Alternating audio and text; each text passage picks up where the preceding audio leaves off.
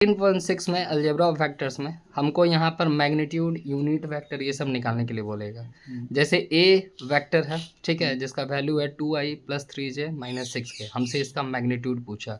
कभी भी किसी का मैग्नीट्यूड पूछता है तो उसको मॉड्यूलस के अंदर डाल दिया जाता है, क्योंकि मैग्नीट्यूड ऑलवेज पॉजिटिव होगा। अगेन हम लोग पीछे भी पढ़े थे कि मैग्नीट्यूड के लिए i, j, k चाहे कितना भी वेक्टर्स दिया हो, ठीक है, हम लोग सबके कॉफिशिएंट का स्क्वायर को प्लस करते हैं into the root.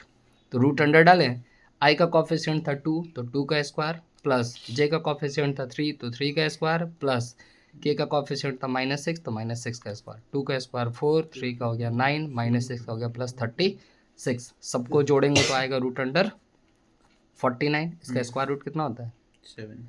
Plus minus list नहीं डालेंगे क्योंकि मैग्नीट्यूड है तो ऑलवेज प्लस ही रहेगा, ठीक है। अगेन फिर से 2 नंबर क्वेश्चन में हमको ए एक वेक्टर दे दिया था, इस बार हमसे यूनिट वेक्टर निकालने के लिए बोला इसका।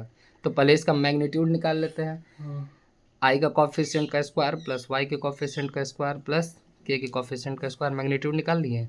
यूनिट वेक्टर के लिए ये वाला अपर एरो सिंबल दिया जाएगा, ठीक है, और इसका फॉर्मूला होगा वेक्टर बाई मॉड्यूलस। वेक्टर तो मेरा 3i + 4j - 12k था, ठीक है, मॉड्यूलस कितना निकला 13, सबके नीचे खाली 13 बैठा दिए, यूनिट वेक्टर आ गया, ठीक है।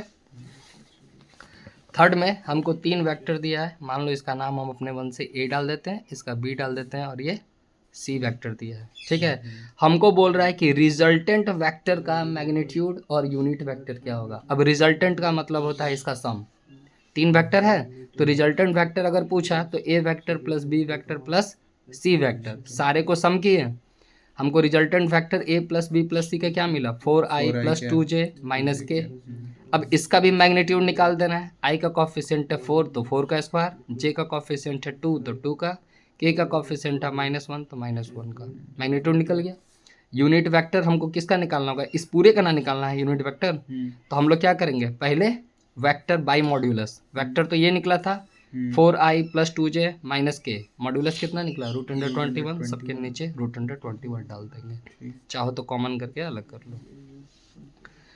4 में देखो बोल रहा है कि मेरे पास एक पैरेललोग्राम है, ठीक है। अब पैरेललोग्राम में अपोजिट साइड्स के, ठीक है, एडजेसेंट साइड्स के हमको वेक्टर दिए हुए हैं ए और बी। अब मान लो ए बी को ए बनाओ तो सी डी भी ऑब्वियस है ए होगा, ए डी को बी बनाओ तो बी सी भी होगा, क्योंकि पैरेललोग्राम में अपोजिट साइड्स क्या होते हैं, इक्वल होते हैं। हमको इसमें वेक्टर पूछा है डायगोनल का, कि डायगोनल का वेक्टर क्या होगा। अब एक पैरेललोग्राम में 2 डायगोनल क्रिएट होते हैं, एक ए सी और एक बी डी, ठीक है। हम एक देखो यहाँ पर डायरेक्शन सजाए हैं, ए बी का डायरेक्शन देख रहे हो, यहाँ पर ए सी का डायरेक्शन देख रहे हो। हाँ। अब देखो ए से बी अगर हम डायरेक्शन के हिसाब से चल रहे हैं ए बी सी में, तो दोनों का दोनों सेम पॉइंट सेम डायरेक्शन को रिप्रेजेंट कर रहा है इसमें। तो इसमें अगर हम ए सी का मैग्नीट्यूड निकालने जाएंगे या फिर ये वेक्टर निकालने जाएंगे तो a + b करेंगे। क्यों, क्योंकि डायरेक्शन के हिसाब से दोनों सेम तरफ जा रहा है, यही ना मुड़ के आगे यहाँ मीट करेगा। तो ए सी के लिए a + b किए, a का वेक्टर प्लस b का वेक्टर किए, जोड़ जाड़ दिए, इसका मैग्नीट्यूड निकाल दिए और इसका यूनिट वेक्टर पे निकाल दिए। फिर उसी तरह अगर हम बी डी की तरफ जाएंगे तो ये रहा बी डी, ठीक है।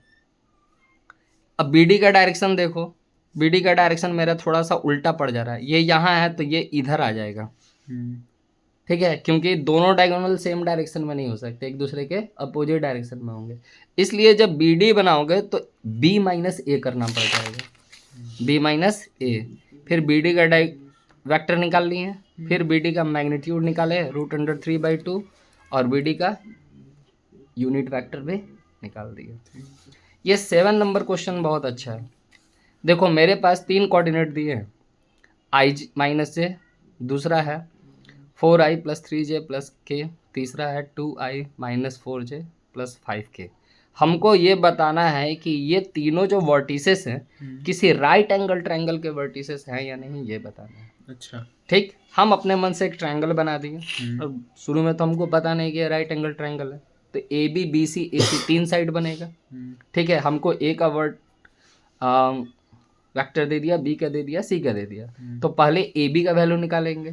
तो ऑब्वियस b - a लिखते हैं हम लोग, तो b - a सजाए, ए बी का वेक्टर Calculate निकाले, किया। ए बी का मैग्नीट्यूड निकाले, ठीक है। हमको मैग्नीट्यूड का जरूरत है, यूनिट का तो जरूरत नहीं है। उसी तरह अगर बी सी का निकालेंगे तो सी माइनस बी करना होगा। बी सी पे देखो सी माइनस बी की है, बी सी का भी मैग्नीट्यूड निकाल लिए। उसी तरह अब देखो अगर डायरेक्शन के हिसाब से चलोगे तो ए बी, बी सी और सी ए ना बनेगा, ए सी तो नहीं बनेगा। तो सी ए के लिए क्या होगा, फिर ए माइनस सी करना होगा, इसका भी मैग्नीट्यूड निकाल दिया।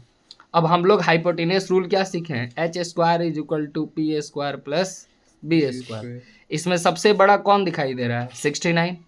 तो सोचते हैं कि ये मेरा हाइपोटेनियस है, यानी H square is equal to P square plus, सब पे रूट था, काट कूट के देखे तो दोनों तरफ सेम नहीं आया, इसका मतलब ये राइट एंगल ट्रायंगल फॉर्म नहीं कर रहा है, ठीक है।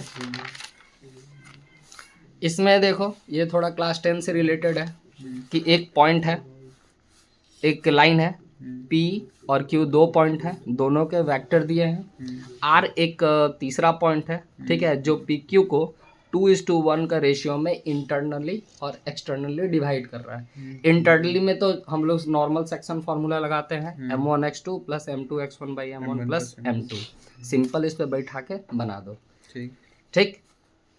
अब जब एक्सटर्नली बोलेगा तो बस जहाँ प्लस है वहाँ माइनस यूज होगा, ठीक है, यानी m1x2 minus m2x1 by m1 minus m2। तो r का मेरा वेक्टर निकल गया internally minus I plus 4j minus 3k by 3, और r का वेक्टर निकल गया एक्सटर्नली 3 माइनस 4k, ठीक है। और लास्ट है 10th नंबर, फिर से बोला P और Q दो वेक्टर हैं, इनका मिड पॉइंट क्या होगा। तो मिड पॉइंट में तो हम लोग सिंपल सा सीखे हैं, दो वेक्टर को जोड़कर, जैसे दो वेक्टर है तो बाई 2, तीन वेक्टर होता है तो बाई 3 कर देते हैं। तो P और Q को जोड़ दिए हैं, बाई 2 जोड़ना है तो 4 2 6 हो गया, माइनस 3 प्लस 1 माइनस 2 हो गया, 4 माइनस 2 2 हो गया, बाई 2 किए, इसमें से 2 कॉमन हो रहा था, या 2 से काटो तो 2 से 6 कट गया, 3i माइनस j प्लस के, यानी मिड पॉइंट का वेक्टर हो गया 3i माइनस j प्लस के हो गया।